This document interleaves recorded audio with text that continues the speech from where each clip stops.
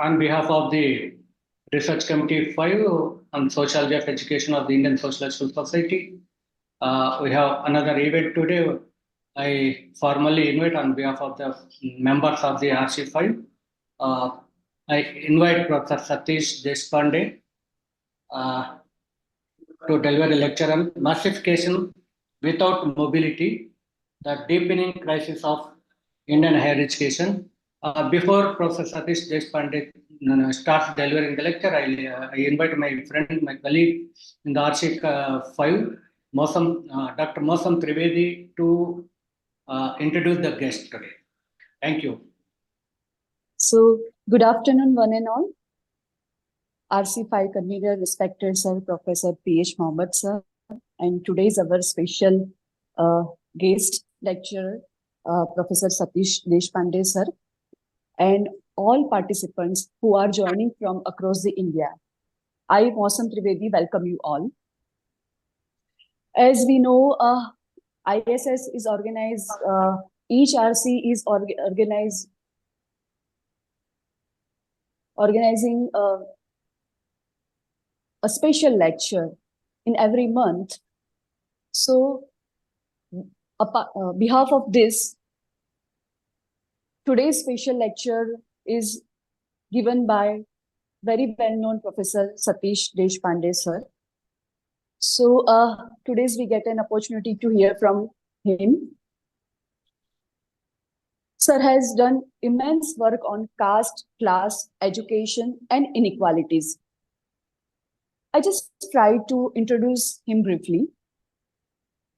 Satish Sir did his master's in economics from JNU. After that, he studied sociology and doctorate from University of California. He has worked as professor in Department of Sociology at Delhi School of Economics. He also worked at the Center for the Study of Developing Societies. His major interest areas include caste, class, inequalities, politics, and history of social sciences.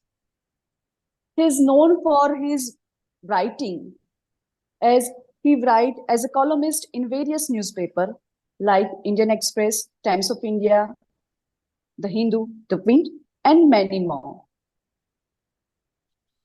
He also writes journals, research articles, books, and edit books. Some of them are Contemporary India, a Sociological View, Untouchability in Rural India, Beyond Inclusion, the Practice of Equal Access in Indian Higher Educations. Another one is Sectarian Violence in India, Hindu-Muslim Conflict. Apart from this, he was also part of many government bodies as advisor and consultant. In his career, he has done various research projects on higher educations. So the list goes on and on, but I think I should stop here, and I just invite Satish Sir for today's special lecture, Massification Without Mobility, the Deepening Crisis of Indian Higher Education. So, sir, we welcome you, and I think over to you, sir. Thank you. Thank you very much, Dr. Mosam and the RC05 on Sociology of Education. Just to make sure, I hope I'm being heard clearly enough. Yes, sir. Yes, okay. I will keep the chat on. So in case, let me just do that first. Sometimes I take time to find out where it is. Just one or two formalities.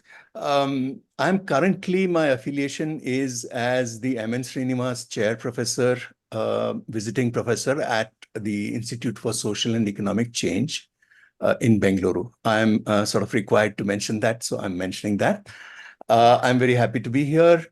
And once again, thanks to the Research Committee 5 on the Sociology of Education. Let me straight away get into my talk, Massification Without Mobility, the Deepening Crisis of Indian Higher Education. And I will now, inshallah, share screen and everything will go well. Okay, for the moment, let's not waste any more time. I can only see a few icons right now that my screen sharing is enabled. So I can't see the chat anymore. It's only when I stop sharing screen that I'll be able to see the chat. So do take that into account. Let me start with this.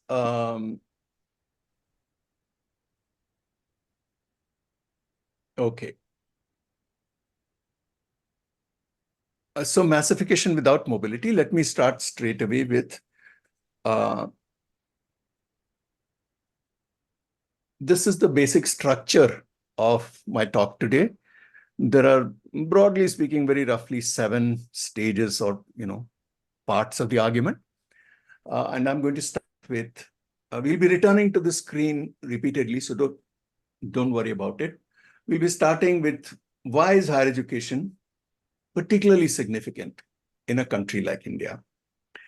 And when I say a country like India, I mean a country that is on the whole poor and a country that is very unequal and a country that has a very large population.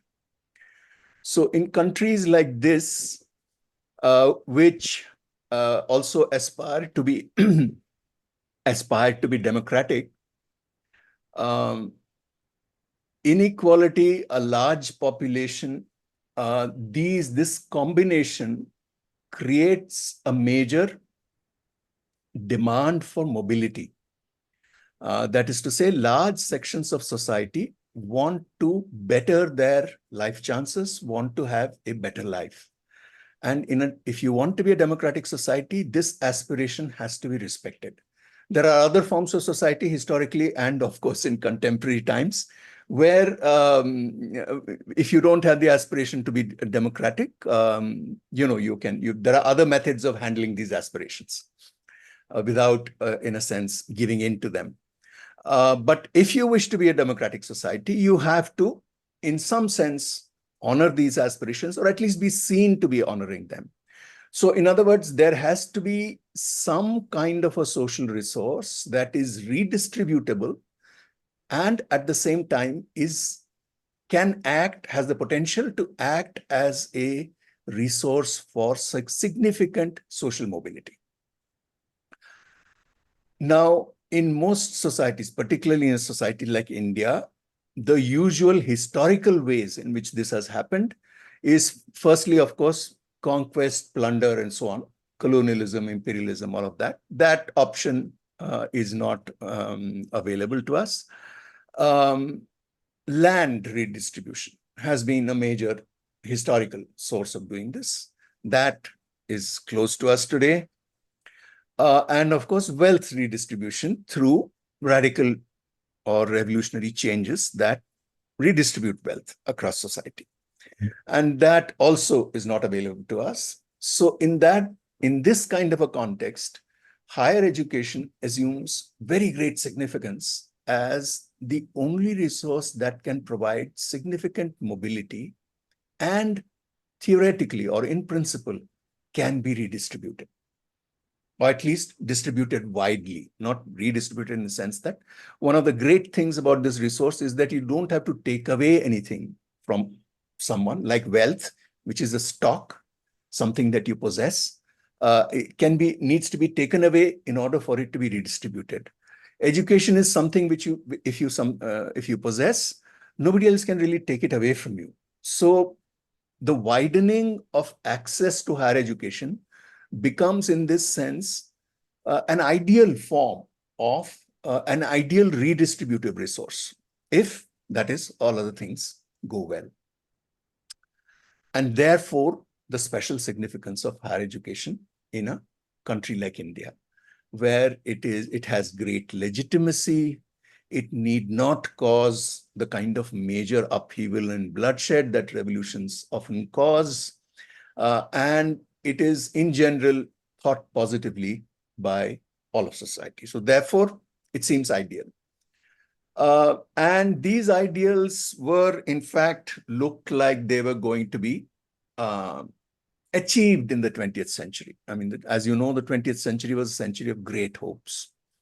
It was a century of decolonization. It was a century of great advances in science and technology that served by the end of the century to solve the food problem of the world, to solve various other problems. In the process, of course, as we now realize, creating other problems. But anyway, broadly speaking, the 20th century was a century of great hope. And it was also a century of great successes for higher education. Higher education everywhere, as well as higher education in particular in India. What were the successes of higher education? Firstly, of course, we were starting from a very low base. Even as late as the 1990s, the late 1990s, India's gross enrollment ratio for higher education was barely about 9% overall. So we were starting from, you can imagine what it would have been like in the beginning of the century or even at independence and so on. So we were starting from a very low base. Achieving high growth rates at that low base was not in itself that difficult. But being a newly independent country and so on, there were major challenges. And yet we seem to deal with those challenges reasonably well. In retrospect, we dealt with them very well. And higher education began to be expanded in the decade of the 1960s. And as you know, the IITs were set up, and huge expansion took place in relative to what existed before in colonial times.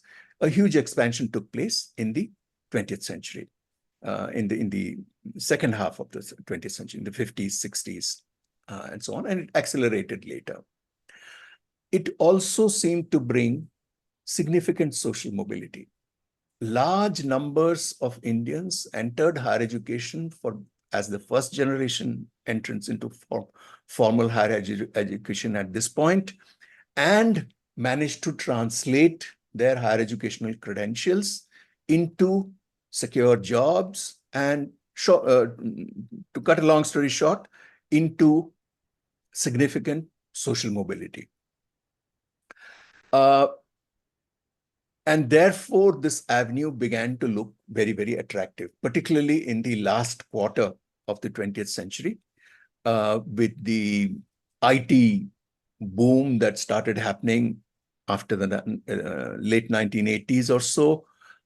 It seemed that the connect between higher education and particularly technical education and social mobility, that connect had been strengthened more than it had ever been in history. There was basically one big problem with this, which is what we are going to talk about next, or actually for most of the rest of the talk, that this success story of mobility through higher education was restricted to particular classes and castes, particularly castes. For reasons that you all know, in the 1950s, the pool of persons ready to enter higher education, particularly technical education, the new IITs that were being set up, belonged to the upper castes, what we call the so-called upper castes. I won't say so-called every time I say upper caste. Please take that as read, or for that matter, lower caste. These are all, so-called. For them, it became a massive success story. So Nehruvian India was the golden age of the upper castes, because the state was expanding the supply side of education. That is to say, it was expanding access to higher education. And at the same time, it was expanding the demand side. That is to say, it was absorbing the outtake from higher education into secure jobs, a large proportion of which were government jobs. And this is the story of the Nehruvian public sector. It is the story of the transformation of what was essentially until then unmistakably caste-based capital. mainly access to land, access to trading opportunities, or rather monopolies over trading, and so on, which were all directly and explicitly linked to caste. So that kind of social capital managed to get converted via entry of the next generation into higher education, into secular capital, into modern capital, where it took the form of degrees, particularly technical degrees and so on, which were in the new meritocracy that capitalism had brought about, especially by the 20th century, were the sort of ticket to mobility, ticket to entry into secure technical sector jobs.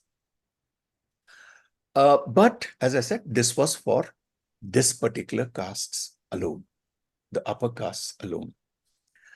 In the 21st century, we also have great changes.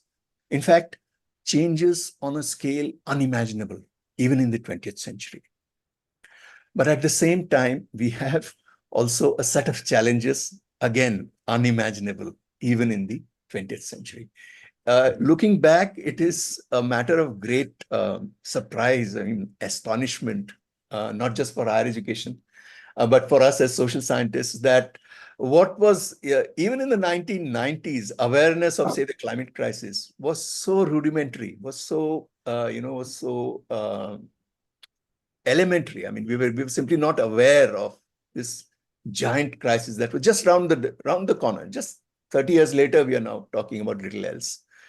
In the same way, things were changing in the world of work, things were changing in the world of higher education. But in the beginning of the 21st century, it looked like it would outstrip the 20th century in terms of the amount of in achievements in terms of social mobility, particularly because of the massification of higher education. The term massification is not a very nice sounding term, right? But it is the term that is used in the higher education literature for what has happened in the 21st century across the globe. I mean, massification is a term used internationally or globally. It refers to in every country, at every level of development, there seems to have been a great increase in access to higher education and so on.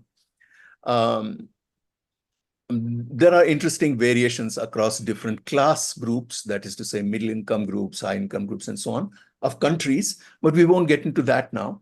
Let's focus on the changes that happened in India. So we are talking now about the unimaginable expansion of higher education, and I want to show you some numbers to underline the extent of this change. And I'm hoping that everything will work out. So you must keep your fingers crossed along with me. I will stop sharing this screen and then ask to share again and share another screen.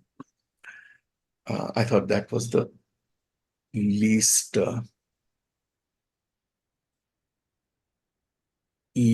troublesome way of doing things instead of going back and forth.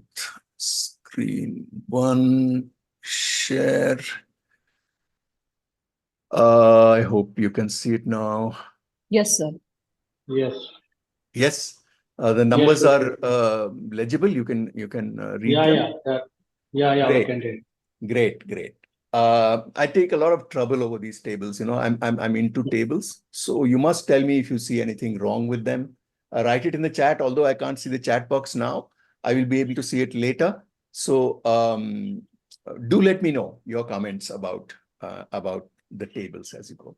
Now, this is to basically impress you with the, all these adjectives I've been using: incredible, unimaginable, etc., etc. This is a justification for that, right? These numbers justify. I mean, look at this. You don't need to worry about most of the table. Just look at the bottom highlighted row. The number of universities, it is just the bottom row is singling out the changes in the 21st century. From up to 2021-22, which is the latest ISHE report, that is All India Survey of higher education. When I say AISHI, I mean the All India Survey of Higher Education. Between 2000 and 2001 to 2021-22, which is the most recent report that is available. The number of universities has increased by, so we are talking about 2 decades, just a little over 2 decades. 914 new universities were set up in this decade. That means the number of universities increased by more than 3.5 times. 360% is basically 3.6 times. Total enrollment increased by 348 lakhs. That is 3.5 billion roughly. So that's more than 4 times. Enrollment multiplied by more than 4 in this same 20-year period. And the gross enrollment ratio in something that is quite remarkable jumped 14.6 percentage points. That is, it more than doubled. It went from about 14%, little less than 14% in 2000, 2001 to more than 28%. So it's sort of a little bit more than doubled.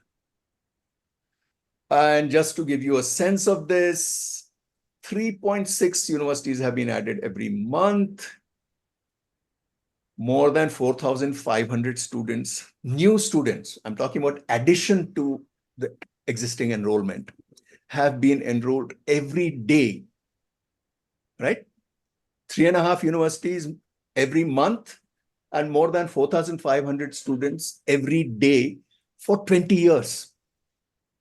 The same pace, I mean, this is an average pace, so you can imagine that imagine it as a constant pace maintained for 2 decades. Now, this has never happened before in human history on this scale. China and India represent something never seen before in human history, where huge numbers are entering as first-generation learners into higher education on a scale that has never happened before anywhere. So this is massification. And the nice thing about this is that we seem to be blessed by the forces above, whatever you may think of them, because at the same time that we were experiencing what is sometimes referred to like massification. Demographic bulge is a sort of ugly word, ugly phrase, but it's often used. At the same time as the higher education age group, roughly 18 to 23, strictly speaking, but let's say 18 to 25, 26, 27, this age group, its proportion in the Indian population was increasing at the same time. So when young people were proportionately increasing their share in the Indian population, at the same time, it seemed that miraculously, Indian higher education was expanding to take more and more entrants. This should be a success story, right? This should be happy ending, should be around the corner, because which country can ask for more, right? If anybody had predicted this kind of growth of Indian higher education, nobody would have believed them. In 1999, if somebody had predicted this, they would not have been believed. People would have laughed at them. But this is actually what has happened. So what is the problem? Why is this not translating into a success story? This is because the reason to celebrate increased access to higher education is because of what we have assumed as an automatic link between higher education and social mobility possibilities, in particular via good jobs. Good meaning secure, well-paying, etc., etc. What the ILO has started to call decent work. We'll be talking more about that, a lot more about that. Okay, now I have to see what the next slide is. This expansion has had several aspects to it that have been both good and bad. The first aspect is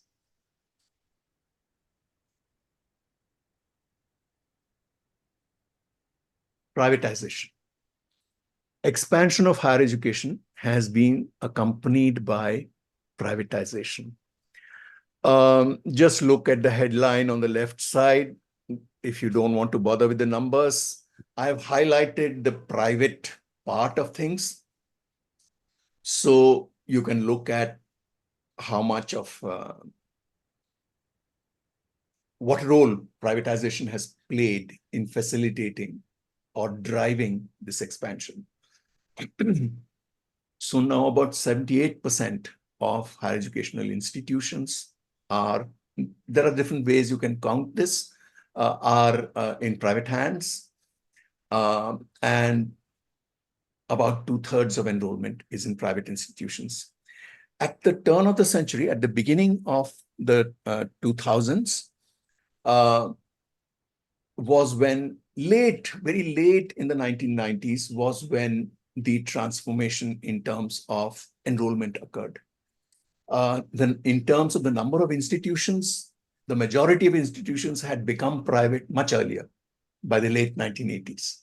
But they catered to very small number of students because they tended to be small, mostly standalone, single discipline, technical professional disciplines that took very few people, very few students.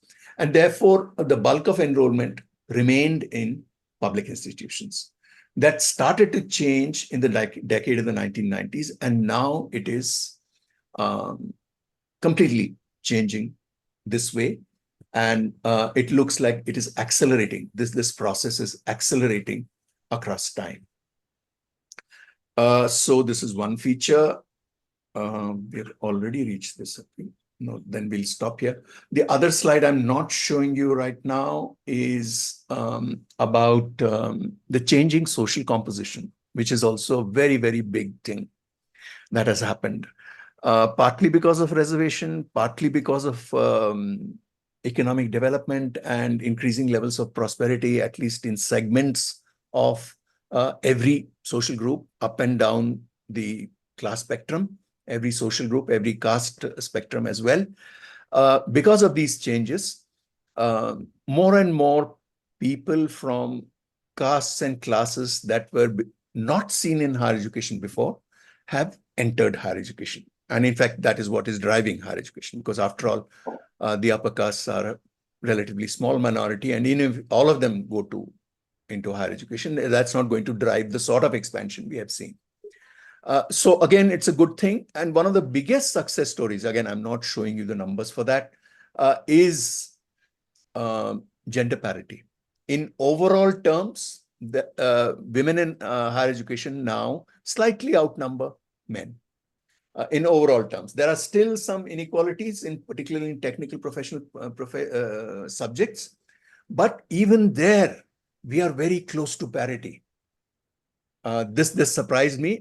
I've seen some more recent figures, and even in engineering and fields of medicine other than the standard gynecology, obstetrics, we see more and more women.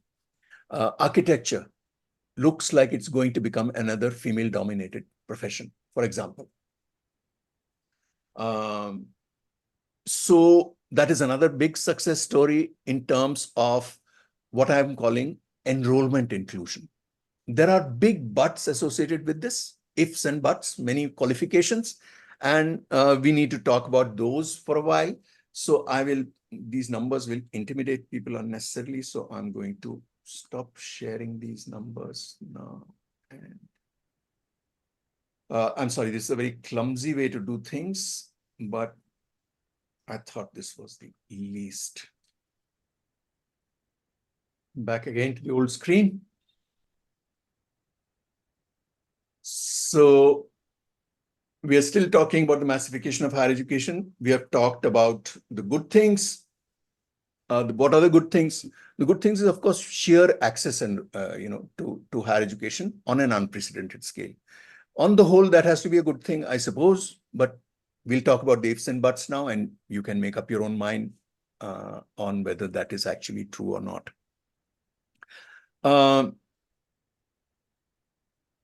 So other good things that have happened is change of social composition, both in caste and class terms as well as in gender terms. The exceptions to this have been one big exception that stands out as the one that is least represented proportionate to their share in the total population is persons with disability. They continue to be severely underrepresented in higher education. And the second category, which you might have guessed already, is that of Muslims, who are also continue to be underrepresented in higher education. By the way, in the 21st century, by the 2022, these changes have affected so-called elite institutions as well. For a long time, reservation and so on was kept out of a handful of elite institutions. For example, Delhi University started reservations for faculty only in the 1990s. Until then, it had sought exemption and had received exemption. Institutions of national importance in this particular category, also recognized by the Aishi survey, had been exempted until quite recently and so on. So do note that even elite institutions now are part of this changing social composition. However, and this is now we are going to come to the biggest but of them all, is that the demand side has completely transformed and some would say collapsed. The earlier automatic link between higher education and decent work has broken down, and we should talk about that. What are the challenges that I'm talking about? The broadest change that has happened in the world economy is this process called financialization. You may have heard of that, where what is driving growth today is no longer manufacturing, no longer even trade in tangible goods and services. It is trade in and production of intangibles that are driving things. And within this, your average IT services, things like that are the growth sectors. The IT section of the services sector is growing fast. The services sector in general is growing very, very fast. But within that, those that are related to IT are growing. But what I was talking about earlier, financialization is about the emergence of products that have no material form, that are at several removes from the so-called real world, the brick and mortar world of actual production of commodities that you can feel and touch and so on and consume in that literal sense. And these have started to dominate in value terms the economy. This has been true for a long time, for several decades now. Its effects are now being felt. So to cut a long story short, what has happened in this process is the normalization of precarity. Precarious work, this is the precariat. This guy standing made famous this phrase, this term called the precariat. That is the segment of the working class that has precarious jobs where precarious in the sense that where there is no security, the opposite of security. Low wage, hire and fire at will, frequent changes of jobs, frequent changes of the functions required of you, sometimes dangerous conditions, long hours of work, no control over any aspect of your employment relationship most of the time. This kind of work, typified by the work of associated with platforms, home delivery of almost everything now, requires a huge army of precarious workers who are very poorly paid, who have no, or Uber and Ola drivers and so on. Of course, they are called, they're called partners. They're not called workers. And this is the change that's happened. So the employment market for decent work has shrunk massively. At the same time, precisely as a response to the massification of higher education and the entry of, as some people like to say, all sorts of people are now entering higher education.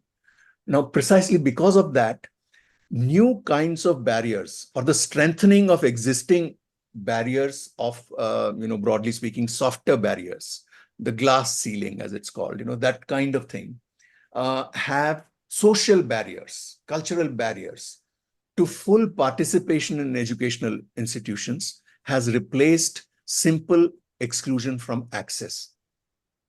So enrollment access has been granted, but participation access is still withheld.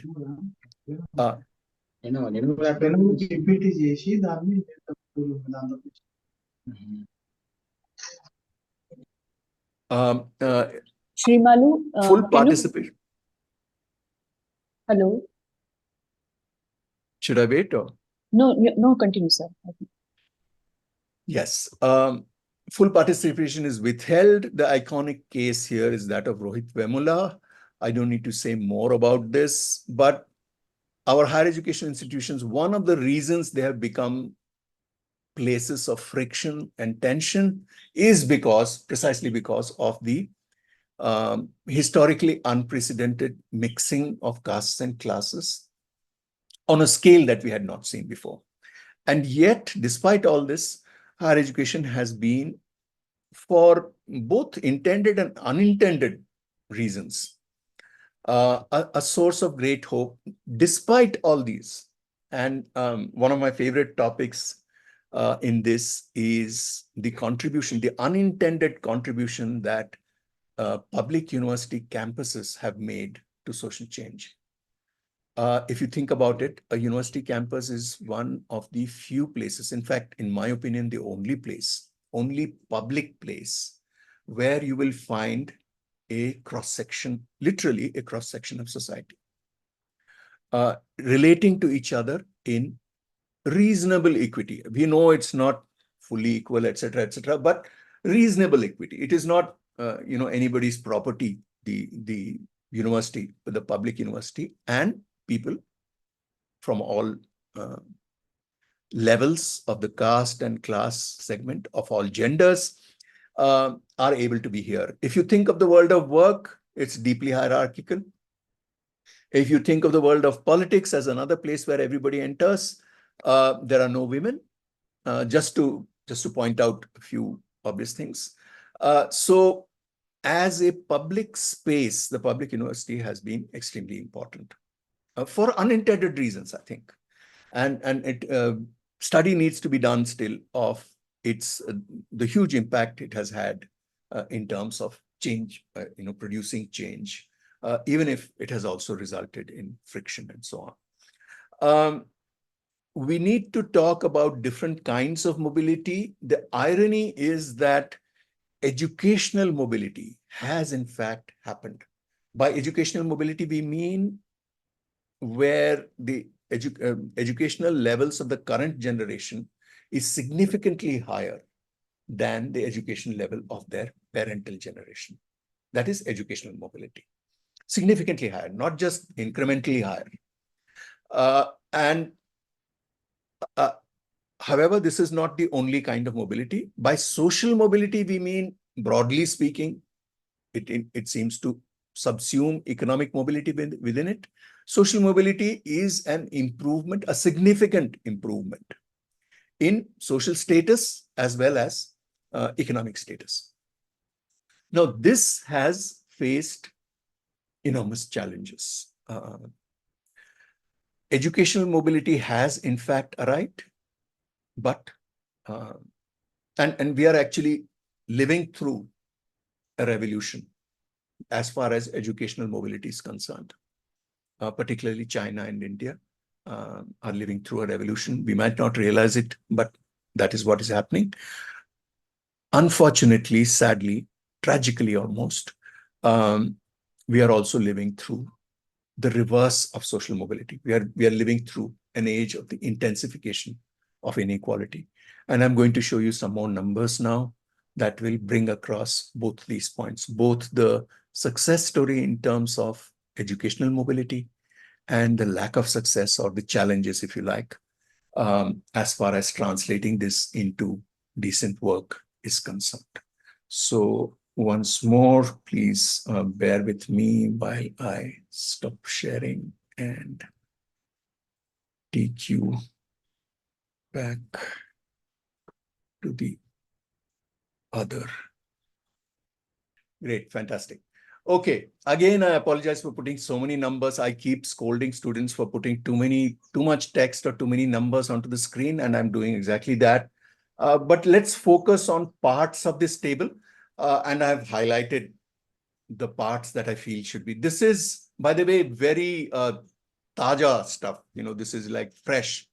In fact, there's only one more recent survey, and that's for a 6-month period. This is from 22-23, and it's from PLFS, the Periodic Labor Force Survey, which is the most authoritative source today. There's a whole story to be told about statistics and the social and political side of statistics, which if somebody is interested, we can talk about in question and answer. Right now, simply take it that this is the most authoritative source for employment.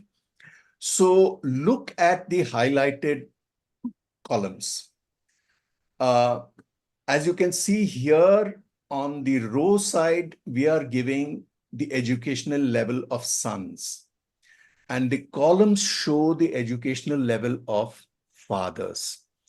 So the first cell, the top left-hand cell, shows that of the 12.4% of those sons who had a diploma or a certificate level of higher education.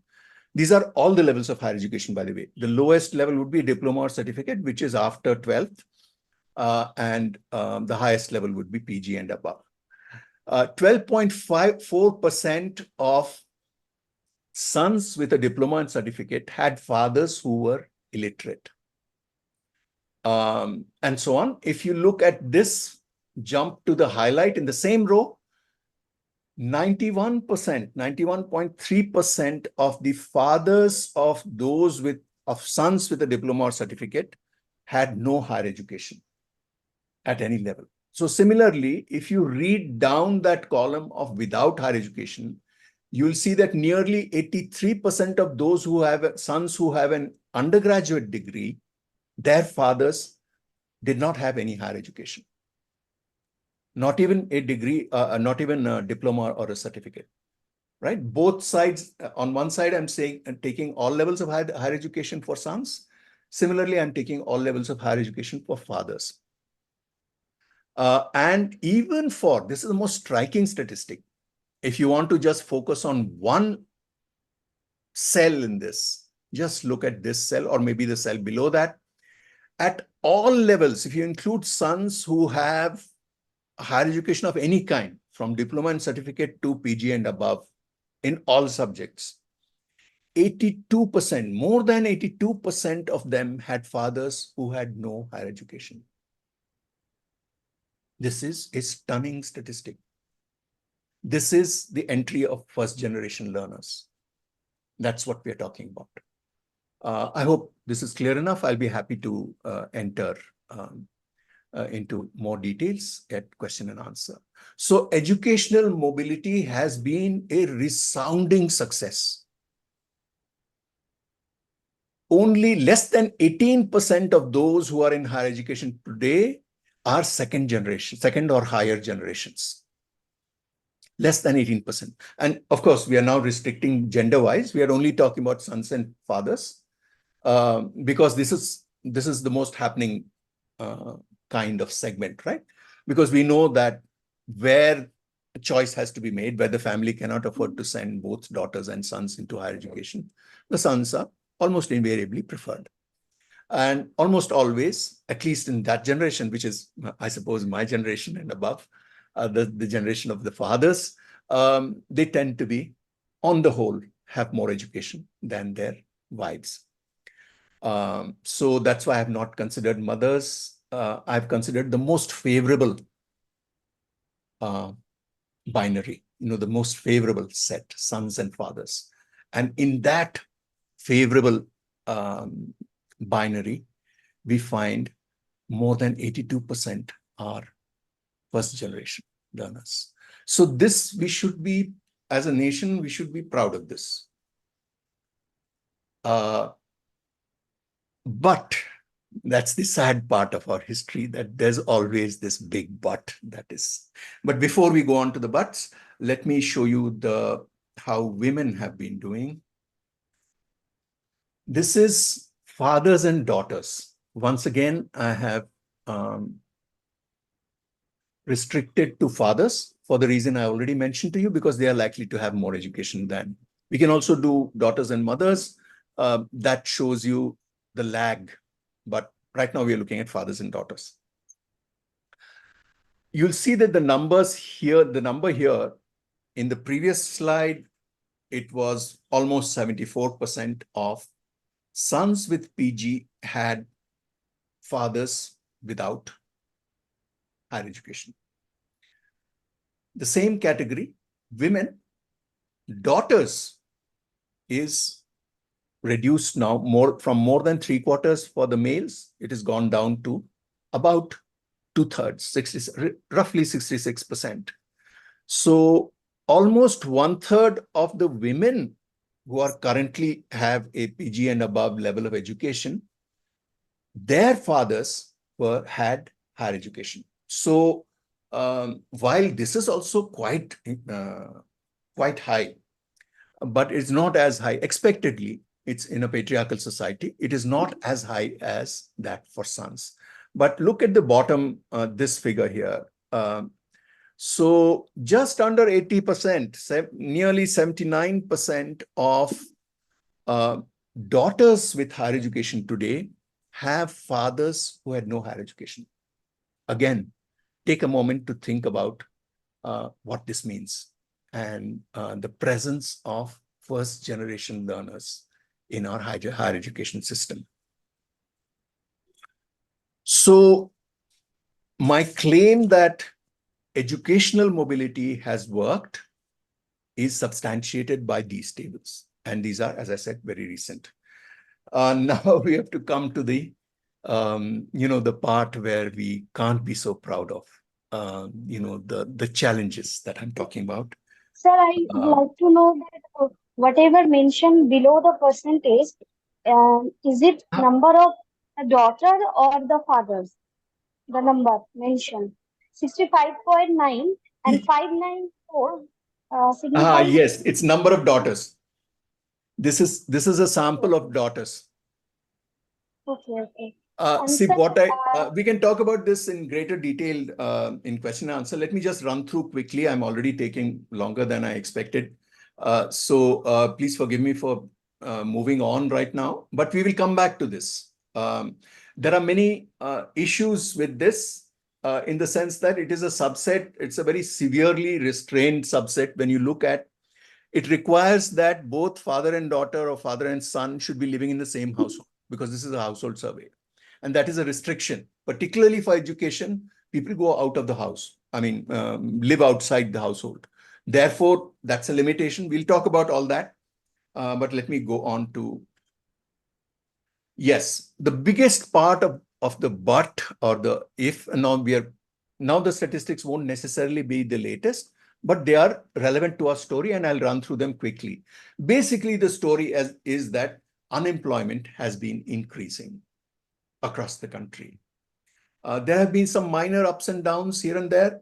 But as some of you probably know, there has been a great crisis in women's paid work for a long time, for at least 3 decades in India. And there has been a long debate on that.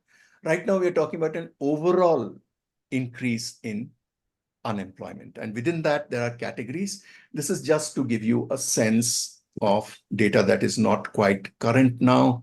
We have more recent data available, but Such nice maps were not available with the recent data, so I'm using these maps for that. The north, as you can see, is more affected, and the south is relatively okay. But there are, many. Within unemployment, it is the educated unemployed who are overrepresented.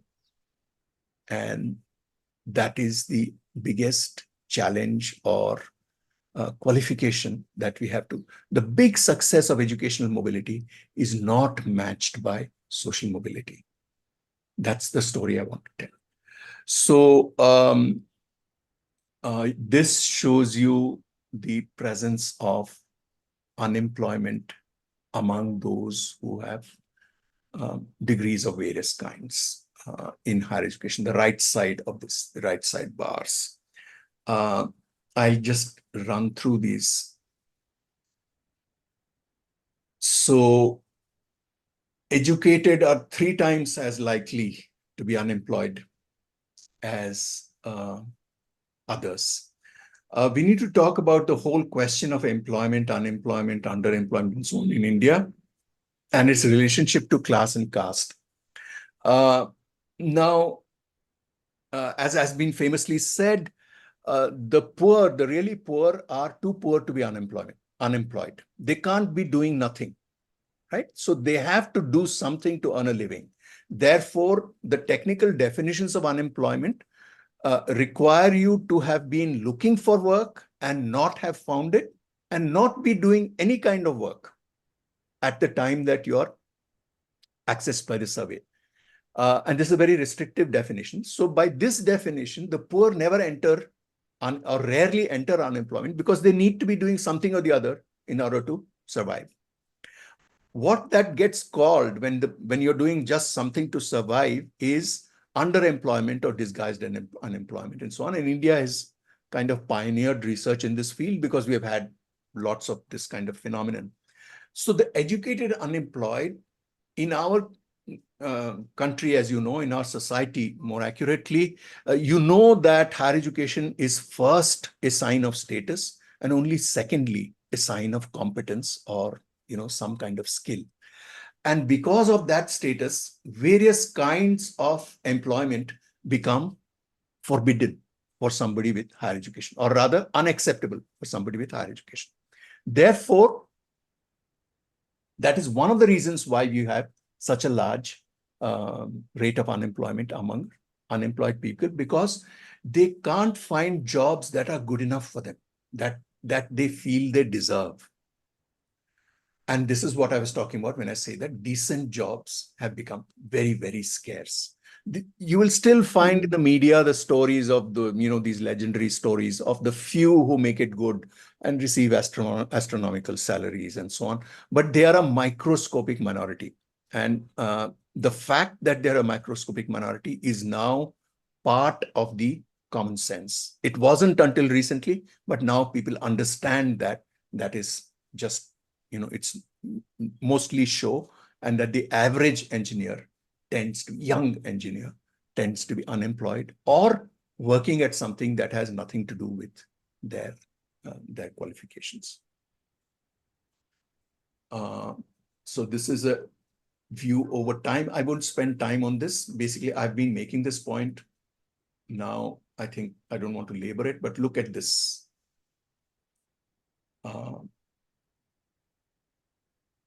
21-22 data. This is quite recent data. And this is, by the way, from the State of Working India report. This is an excellent report you should look at. It comes out periodically, roughly every 2 years. It's produced by the Azim Premji University, by a center in Azim Premji University. That's where these figures are taken from. It goes down sharply with age.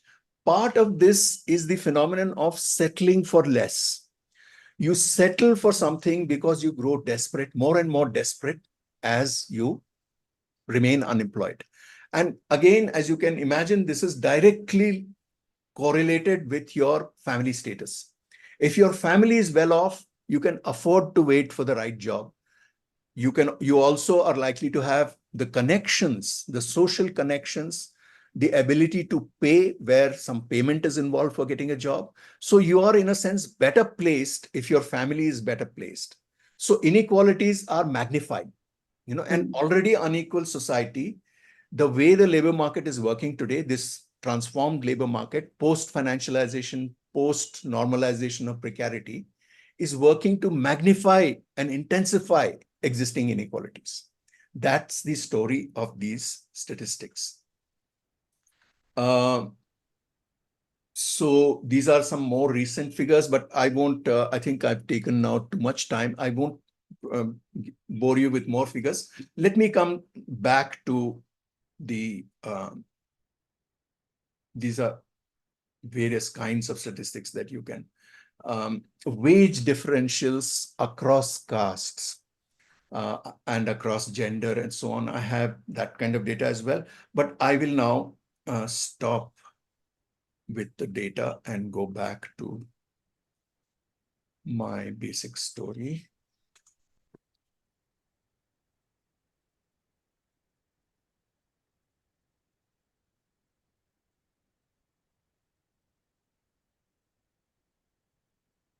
Before we started teaching online, I couldn't do any of this. And I'm quite proud of myself that at least this much literacy I've acquired. We were talking about mobility and its challenges. So I also spoke about the intensification of inequality in the 21st century for the reasons I have mentioned.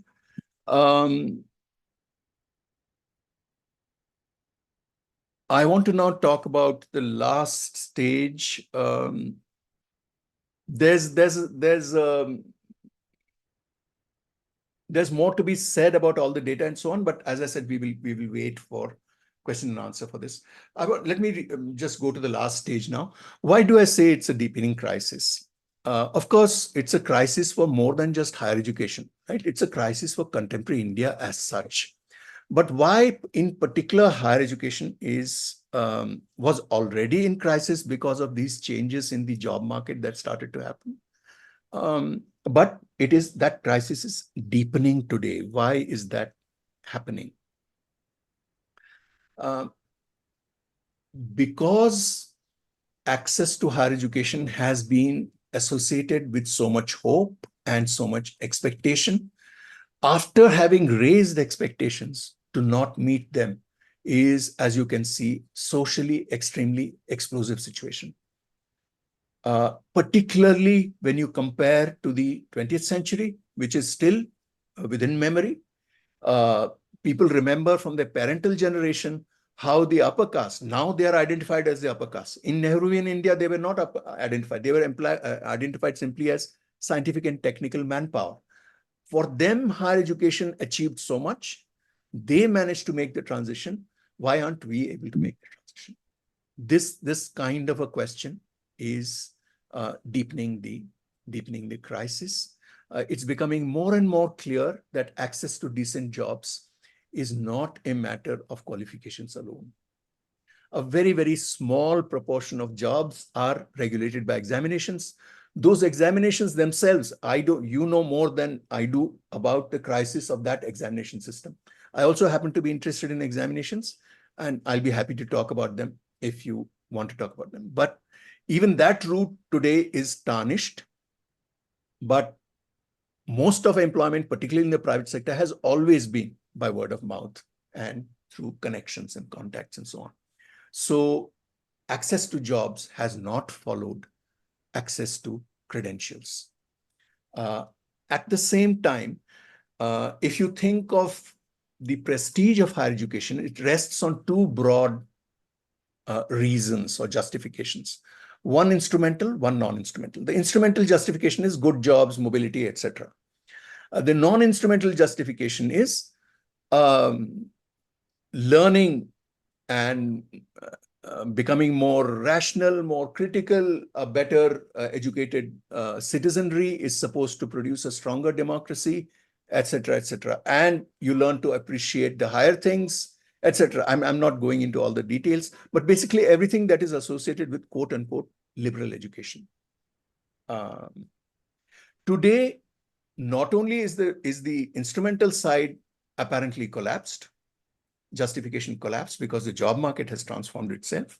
The other side, the liberal education side, is under attack. Nobody wants liberal education today. In fact, there are strong forces against liberal education.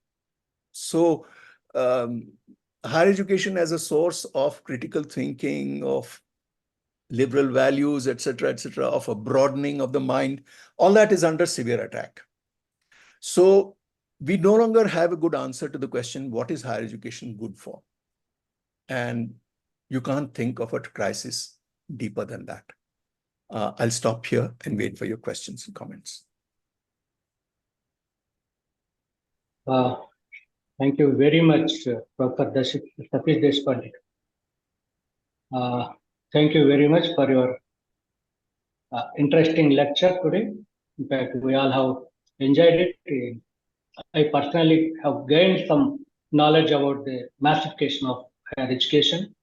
I think before we sum up this lecture, I'll request my co-participants to raise some questions if they have, or some clarifications they want to seek.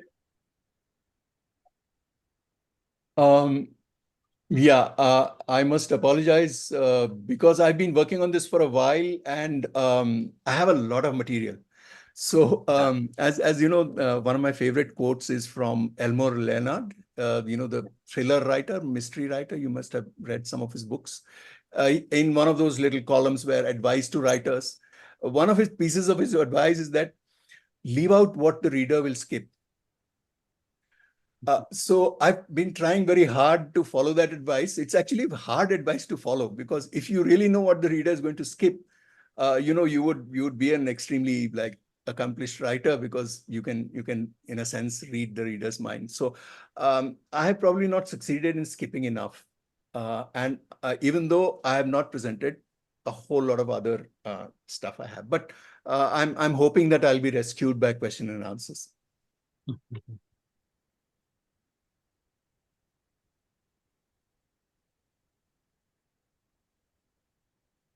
Any questions, please? Good morning, sir, if I may. Please go ahead. Yes. Good afternoon, sir. Thank you so much for your talk. I'm a PhD scholar at Zakir Hussain Center for Education at JNU, and my PhD looks at gender inequality in vocational training institutes, where skill training is provided. And I look at how so we know that skill training should translate into good employment opportunities, but we don't see as many women in the labor market. So my study wants to understand that what goes wrong when one wants to transition from skill training institutes into labor market. Is there gender inequality in the skill training institutes, which is being perpetuated in the labor market, or is it vice versa, that the labor market is not choosing the females? So that is what my study is. In this backdrop, your talk is very relevant to my research, sir. I want to thank you for your insights and the tables that you showed. Anything that you can guide me on, sir, for my topic? It's a good idea to assume that there is gender inequality everywhere and look for exceptions, rather than to do. You must be prepared to accept that there will be exceptions somewhere, right? But at the same time, this saves a lot of energy and sort of mental space by assuming that it is always unequal and then looking for particularities, right? Just because it's not a matter of, oh yes, we are a patriarchal society and that's it, you close shop and go home. Obviously, we can't stop there, right? So we have to look at the details of that. But the broad framework is inequality. And that inequality has taken very interesting turns recently, gender inequality. There's a large literature on this now, as I'm sure you're aware. You should look at that. On the one hand, we have had in retrospect, all our explanations are retrospective. There were no prospective expectations that women's entry into higher education would take this form. it would go to these extents. So clearly there is social backing, right? There's a reason why young women are being allowed to sustain themselves in higher education. Maybe it's the nature of the marriage market. Maybe it is peer pressure for parents. Whatever set of reasons there is, it has propelled a large number, a historically unprecedented number of women into higher education. At the same time, very little has changed in the world of work. So we have this, simplistic stories of empowerment or theories of empowerment. So higher education is supposed to be empowering, and it looks like there are good reasons why it should be so, but absolutely not. That is not what has happened with higher education, because women's involvement in paid work has actually been shrinking. There's debate about the last few years, some minor ups and downs in this or that sector and so on. But broadly speaking, we are comparable to the worst 1/3 of the world's countries, the bottom 1/3 of the world's countries. We who want to be Vishwaguru and all of that. So this is a really major issue, and we need to go into all of the reasons why this is so.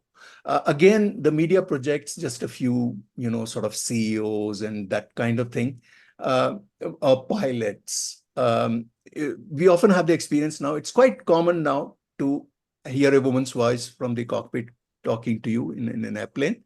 But we must remember that they are a microscopic minority in this whole thing.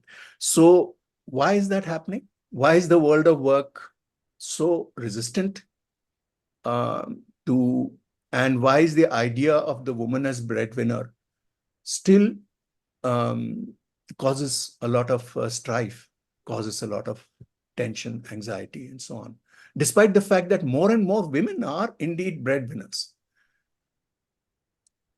in spite of their lack of presence in paid work, etc. So in short, I'm simply saying, you're in the right place at the right time. And if you're working on this, and there's an ocean of work out there, and there's too much to talk about. So I'll stop here. Right, so thanks a lot. There are some questions on the Chat book also, yeah. on the chat. So if I have one question for Satish. Yes. Yeah, it's very interesting that following your lecture, that how massification of higher education has been taking place in India. You talked about educational mobility and how it has been resounding. But I'm afraid if it is so across all the social religious communities and the margins among them.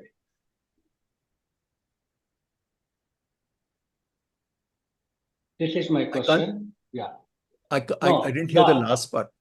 No, the educational mobility that has been resounding in India, as you have shown the help of the statistics, particularly from 2000 to 2022. And I'm afraid if it is so with regard to the social religious communities, like Muslims and other marginal groups, and also margins within them. Yeah. Yes. Yes, that is true. I already said that there are Muslims continue to be underrepresented, but it is quite striking the increase in access for every group, including in elite institutions.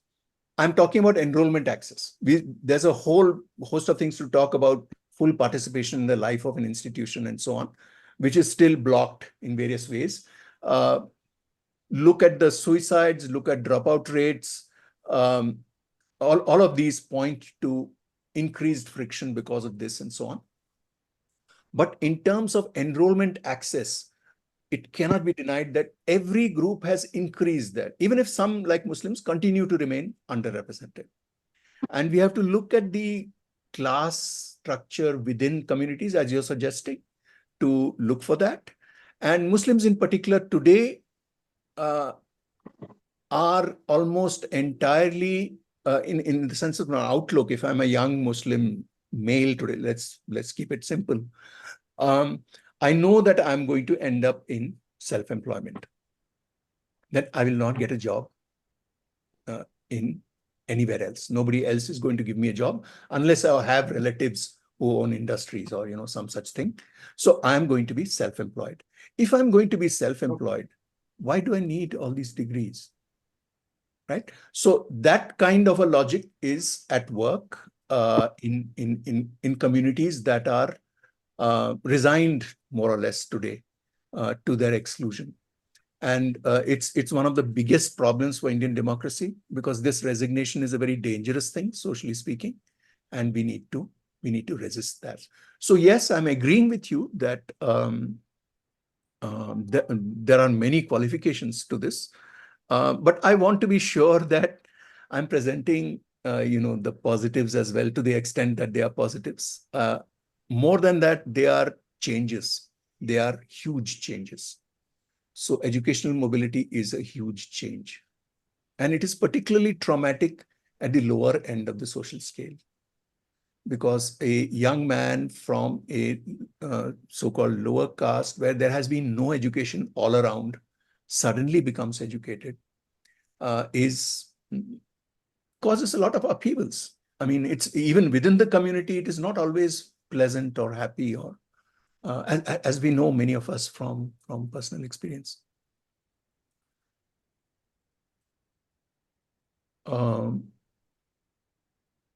There is a question. I think Kritika Narayan from Thank you, sir. so, So I was wondering about so you would share data Your on- voice is a little faint. Could you come closer to the mic? Sure. Is this better now? Am I audible? Yes, it's better. So could you comment on the social composition, apart from the gender, between, this is about the periodic labor force participation, and the data that you had shared on the father-son education mobility and father-daughter's education mobility. The sample size is about 4,000 Yes, per yes. There's a lot of material there. I'm a little reluctant to go back to the tables, because I'm afraid that people might have had too much of those tables. There are changes with age. When you look across age groups, the unemployment situation or employment situation changes. But you're asking about socio-cultural differences. So there are mean wages. This is all from PLFS-based data.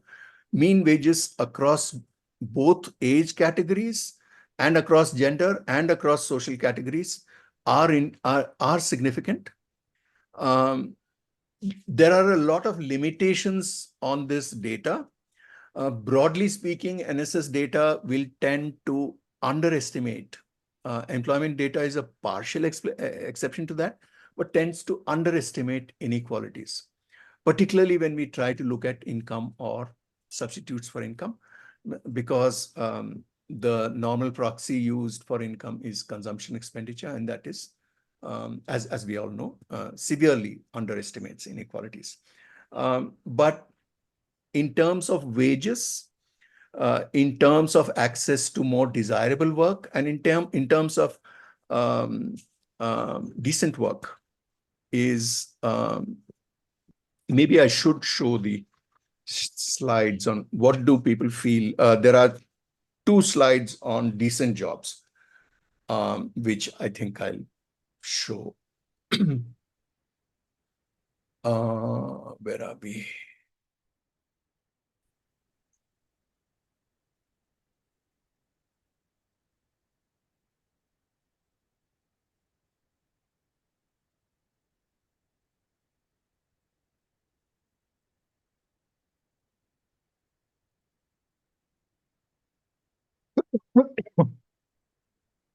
Now, if you can see this screen, decent work is defined. I'm taking the minimalist definition here.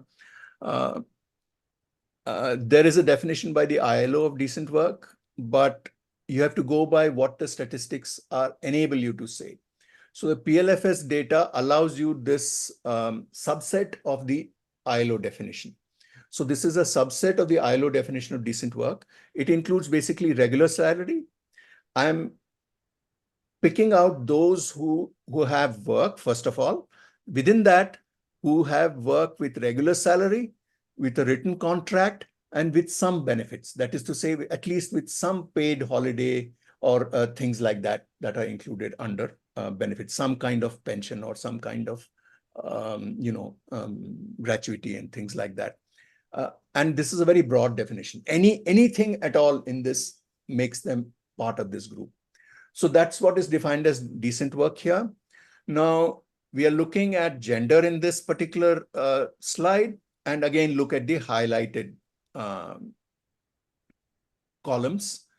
8.6% of males with higher education, this is all restricted to those with higher education, have decent work in the age group 15 to 24. This jumps to 26% for the 25 to 34 years category. So yes, there is hope in the future. Those of you who are graduate students and are under 24, you needn't lose hope entirely. But as I said, we need to think about how much of this is about settling for less, settling for a job that is less than what you expected. And for women, you can see it is expectedly less than 6% in the 15 to 24 and less than 11%. So overall, the proportion of decent work at both these age levels, right into 34 years, up to 34 years, is a minority of the total. Median wages, I've already talked about. I need to, where is the, here is a class breakup for decent work. So these are various classes, roughly speaking. This is by consumption expenditure, which I said already underestimates inequality, because the poor need to consume the minimum amount you can consume as a human being is limited. You can't go below that. If you don't earn enough to consume that much, you will have to borrow. That is what the really poor have to do. The rich don't have to consume everything they earn, or even the same proportion they earn. So if you're looking at consumption expenditure, the difference between the rich and the poor is understated. So when you look at the poor, obviously the richest, the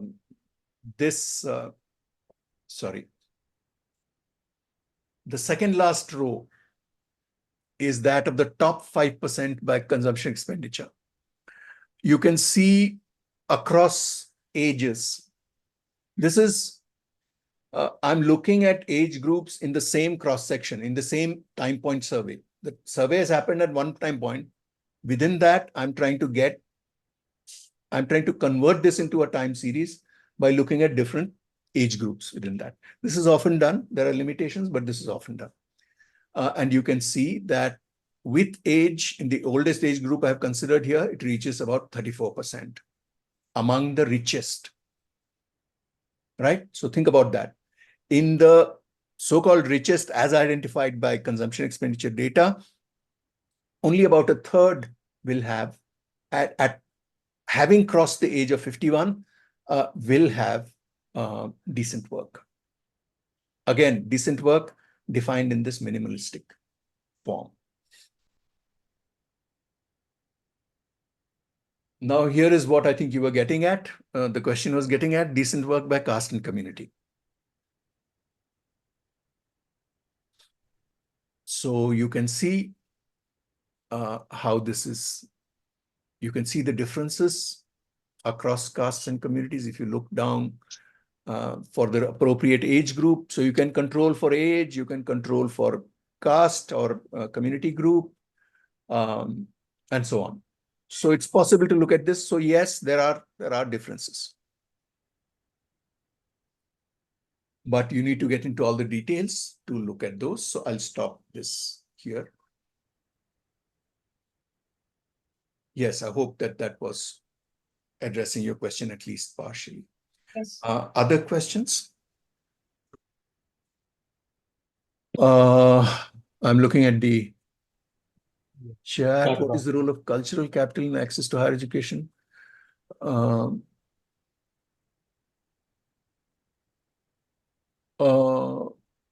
not talking about any particular book. I can't remember having referred to any particular book as such. But if you can ask a more specific question, I'll be happy to. Cultural capital, the role of cultural capital is obvious. If you have a family where higher education is common, you will have kind of unspoken, kind of detailed or resources that are not made explicit, implicit resources that enable you to, starting from my favorite example, right from, this I saw in the villages in Rajasthan many years ago, how to deal with a sheet of paper. If you have seen a really poor and illiterate person, their attitude to a piece of printed paper is very different from you or me, right? And we don't think of that as cultural capital, but it's the beginning of cultural capital. And a person from a so-called upper caste who is familiar with higher education and so on, will know even what to do with a blank sheet of paper. They will immediately fold one side to make a margin, and depending on your community and whatever sanskar, you will write Om or Sri on top, and you'll be ready. You'll be ready to convert that piece of paper into something. Now, someone who hasn't been surrounded by paper, who doesn't know what paper is, wouldn't have that. From this, you go all the way up to a multinational interview where they basically use oblique ways to try to find out your caste and your type of background. So you need to know all kinds of things that are never taught in any course. That's the whole idea, right? This is what Pierre Bourdieu said about distinction. If your accent, if English language is the marker, the market will start teaching English language. Then marker of distinction has to move from English language to the accent in English.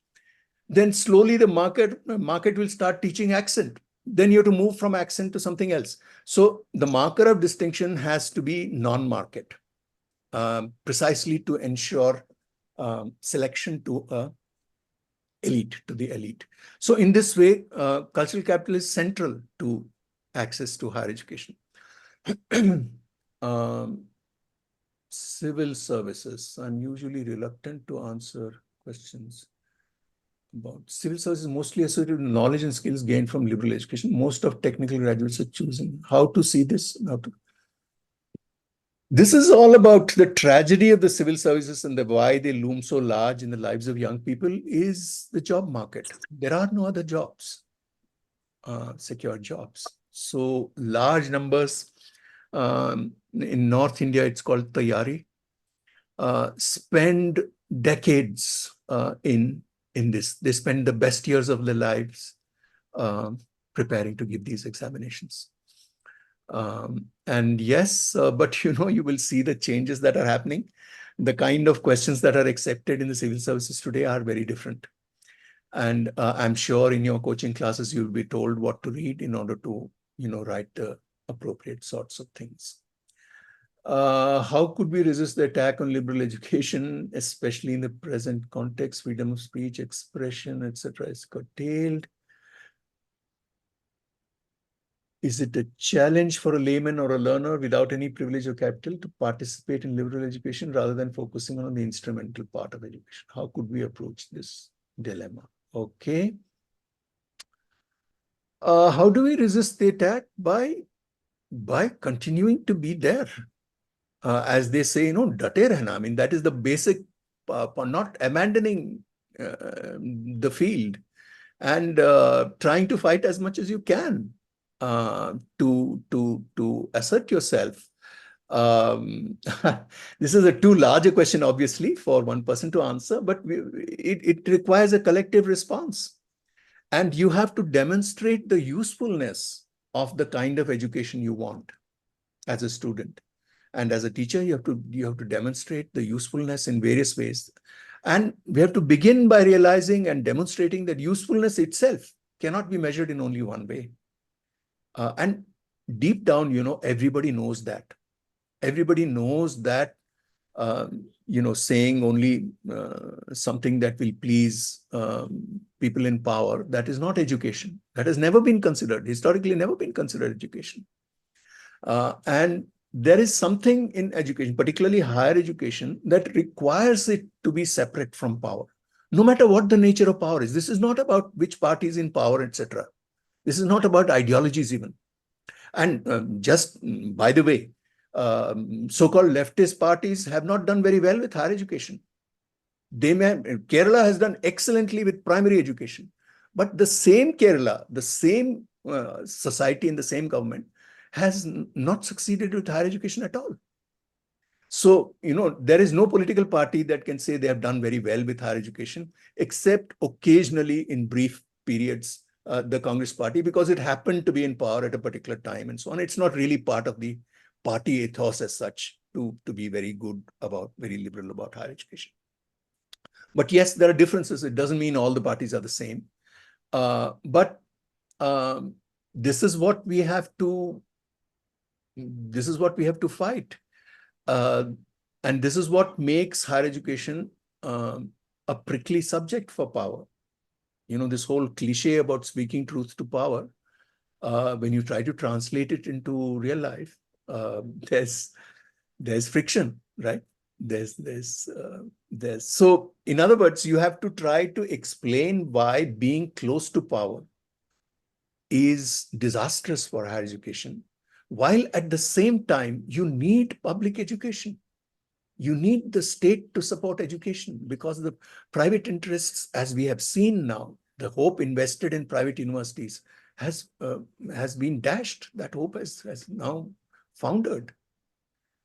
So yes, we have to do that, and we have to do the best we can, and sort of capitalize on the, if I can, use that word, on the fact that deep down people know what is good education from what is simply pleasing powerful people.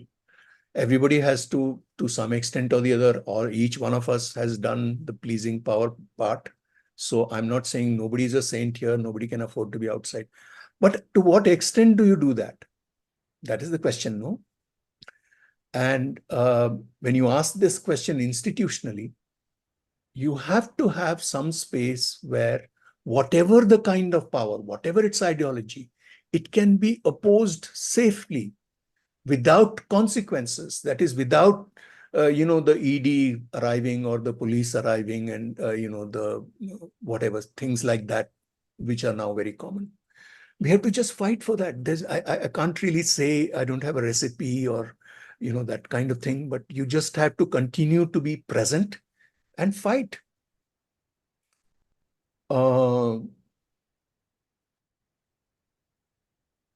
Transgender crisis. Yes, I'm currently part of a commission in Karnataka, the state of Karnataka, that is trying to bring out a education policy as a sort of alternative to the National Education Policy 2020. And one of the most striking features of this experience has been meeting transgender persons. The simple question of identity documents becomes such a complex and soul-destroying one for transgenders, where insensitive and sometimes cruel bureaucrats insist that you come as your ID picture from 10 years ago. You come like that. Then I'll talk to you. How do I know who you are, etc., etc.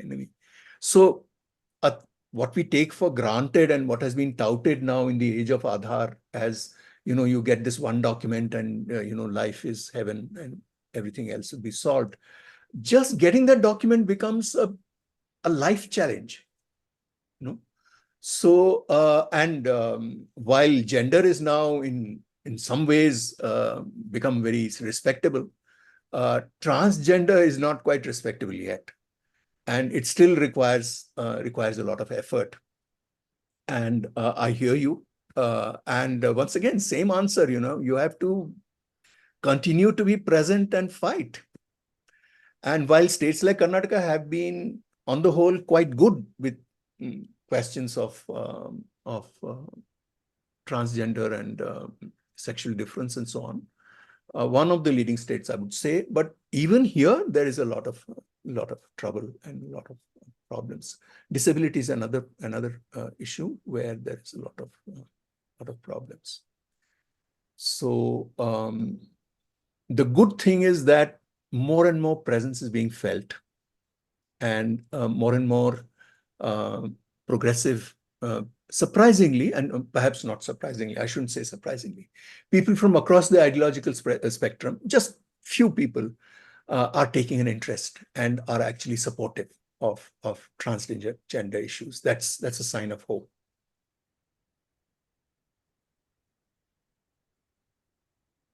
There is one more question in the chat box. That what about massification lower of higher down, okay. education on different regions of India? To what This extent? massification, Sorry, are we reading different things? yeah. Shall I read out? Shaukat has asked a question. Hello, Shaukat. Yeah. I didn't realize you were here. Massification Good of morning. different regions. Yes. This is a very big question, and I don't have a short answer. Yes, there is a lot of regional difference, and particularly privatization of higher education has had a strong regional component. As you know from the story of Karnataka as the lead kind of destination state from the 1970s onwards, not only did we pioneer Yes. legal possibility of the constitutional approval given to private education through the Pai case, the famous Pai Foundation case in the 1951 or 50 something. I've forgotten the exact date.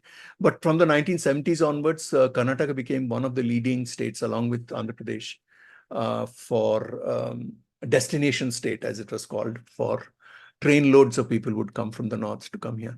So there were a lot of, and Andhra Pradesh also. Andhra Pradesh has later outstripped Karnataka as a destination state.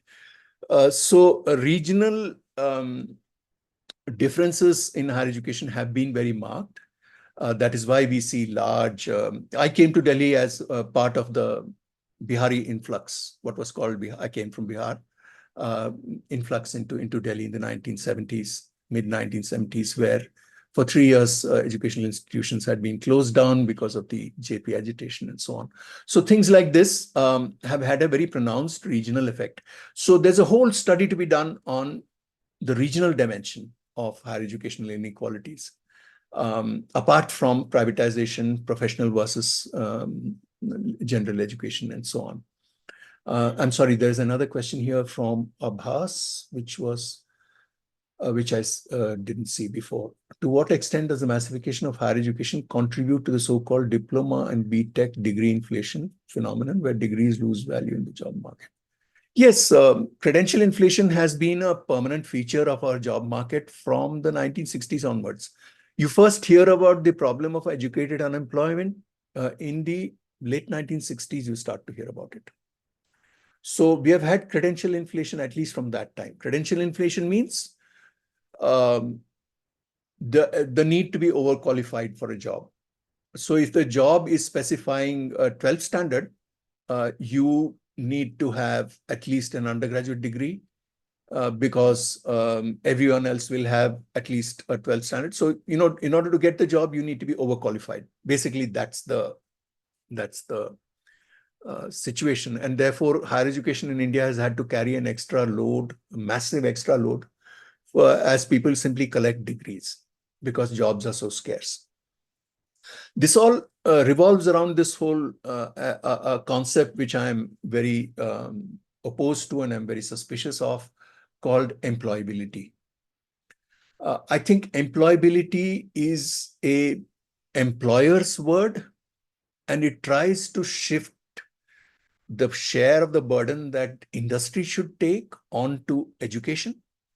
And it tries to take advantage of the common sense understanding of the automatic link between higher education and industry. So I can go on about this for a long time. I don't want to. But basically what I'm saying is that employability deflects attention from the normalization of precarity. It deflects attention from the destruction of decent jobs. the vanishing of decent jobs. The same industry in boom time in the 1990s, Indian higher education was not dramatically different then, but it had no problem. It was taking people and training them. But now, when they don't want to take people, they say employability. They say that they are not employable. So employability is a very, murky concept that we need to investigate more. I'm not saying that higher education has no responsibility at all, but where is the responsibility of industry? So terms like employability make it very one-sided. And in general, we have to think about, when you start thinking from the point of view of the worker or the student as future worker, you're interested in careers. You're not interested in skills that are, in fashion or in demand today and next year won't be in demand. Industry is not interested in providing careers. It is interested in filling immediate requirement for particular types of skills. There is a conflict of interest. This has to be acknowledged and worked with. Otherwise, higher education, especially public higher education, has been subsidizing industry on a massive scale by basically doing their work for them. The more we get vocationalized, the more we start to emphasize employability, the more we are subsidizing higher education. And of course, we are subsidizing rich countries by providing our best trained at a fraction of the price it would cost them in the West to enter competitively in the labor market, elite labor market of the MNCs. And you all know everybody's heard endlessly the stories of, I don't know what the number is today, 12 CEOs of major corporations who are of Indian origin. Google and Microsoft, and until recently, I think Microsoft has now changed, etc., etc. Pepsi, whatever, all those. But where did they come from? They came from public education mostly, right? And we supplied them as subsidy to the West.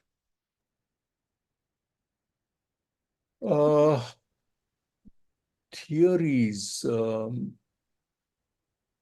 There are a lot of theories. I can't turn this into a class in this, but do look at the literature on massification and what it says now. There's a large literature now, and there is even secondary literature on the literature. So you can start looking at summaries and overviews and so on, and do that. And it's a global phenomenon, by the way. These are not only our problems. These are global phenomenon. Including the attack on liberal education is a global phenomenon. There is, in a broad range of countries of very different kind, what are called authoritarian populist regimes that are both authoritarian and populist, in the sense of having popular support, at least from a large plurality of society, usually from the dominant section of society, have come to power and are encouraged to be more and more authoritarian. And they are attacking liberal education. Turkey, Brazil until recently, Hungary, and of course the United States, even the UK. In the United States, as you may have heard, there is a concerted attack on liberal education that is going on. And the Palestine conflict is only the most media friendly aspect of it. There is a whole submerged part, as you know, 90% of the iceberg is submerged, and is a concerted attack on critical race education, gender studies, all such studies that were part of what was called critical thinking. Critical thinking is severely out of fashion today, and we want, or there seems to be a demand for the opposite of critical studies. That is laudatory studies that glorify what is already dominant. Further glorify, I should say, what is already Gaurav Gathas in Hindi. are in fashion today. Education has to be a Gaurav Gatha. It has to say how great you are and your culture is, and so on. And the very opposite of what liberal education was supposed to be. You stop being a koop manduk. You stop being a frog in the well, and you look at the larger world and you realize that you're only a small part of the world, etc., etc.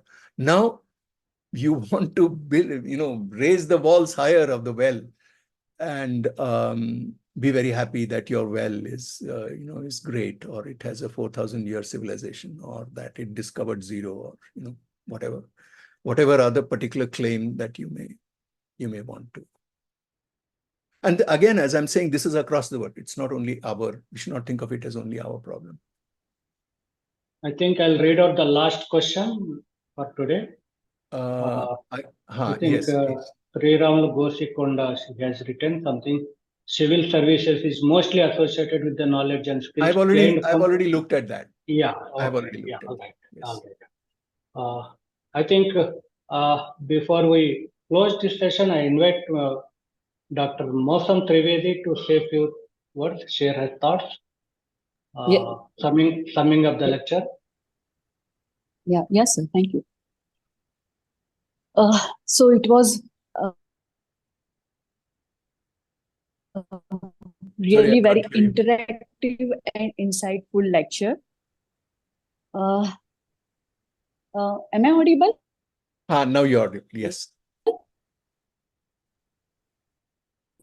So I think it was really very interactive and insightful lecture. And the discussion on this topic goes on and on, but I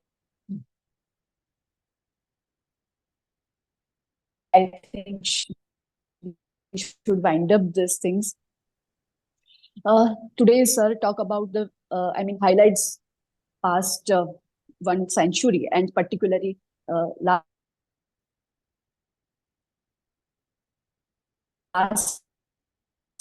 2 decades. And what are the challenges in coming this 21st century? And we saw there's so many things, that how gender gaps in this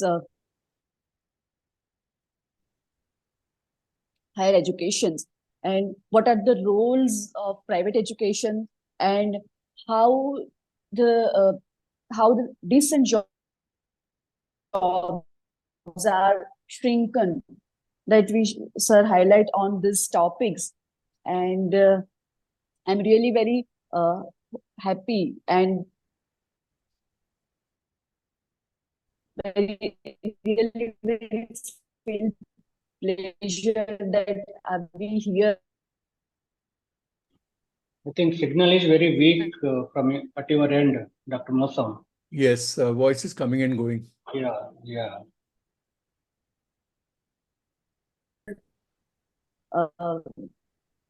Your thoughts by this medium. On this occasion, I am really very thankful to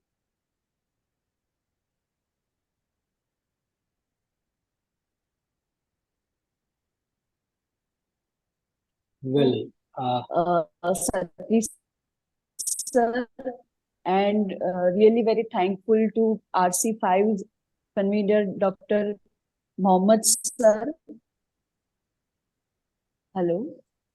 Yeah, continue. Am I audible? Hello.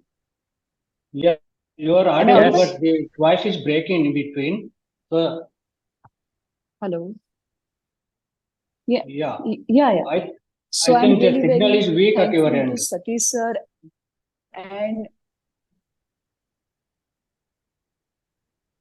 yeah, sir, maybe. Okay. So thank you, all of you, the participants who joined from across the India, and I'm very thankful to ISS Binu, who arranged this online technical, all these things. So thank you for that, and much thank you, Dr. Satish sir. Thank you. Thank you all for your patience, and you should keep this going. I congratulate the RC5 on Sociology of Education for starting this series. I hear there are to be more talks in the near future, and I wish you well, and we should keep this going.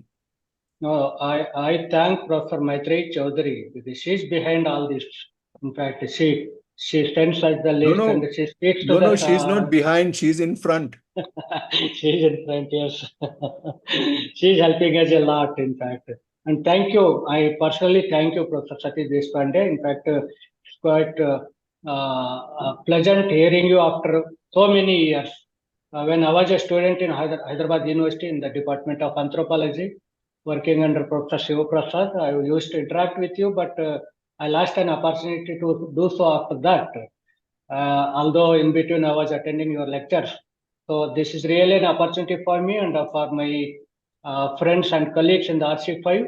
I thank one and all for all the way coming and making their participation in this lecture. And Professor Satish Deshpande has taken out some time for us. Thank you very much. I know how much how busy he is because of his academics, and also he's on the committee in Karnataka, which he was just sharing. Thank you very much, sir. Thank you. Thank you all. Thank you all. Yeah. And Shogat Sahab, mulaqat hogi jaldi. Thank you. Yes, sir. Yes, sir. Thank you, sir. Thank you very much. I came out, in fact, came out because the network issue is there in the department. So I came out, sir. Yeah. Okay. Okay. So, yeah. Sir, See you. welcome to. Good to see you. Yeah, after a long time, we are meeting, sir. Yes, yes, I know. I remember 1 week, of course, you gave That reading, week writing academic program. Yes. writing. Yes. Still, Yes. So, what they say, what we say. yes. Yes. Thank you all. Thank you all for being here. And once again, Yes. congratulations to RC5 Yes, sir. and all its members, and of course, Professor Mohammed as convener. And I hope your series goes well. Thank you. Yeah. Thank Dr. you. Thank you. Mosam, Dr. Mosam, I should thank Dr. Mosam for handling the lecture and making all background preparations. Thank you very much, Dr. Mosam.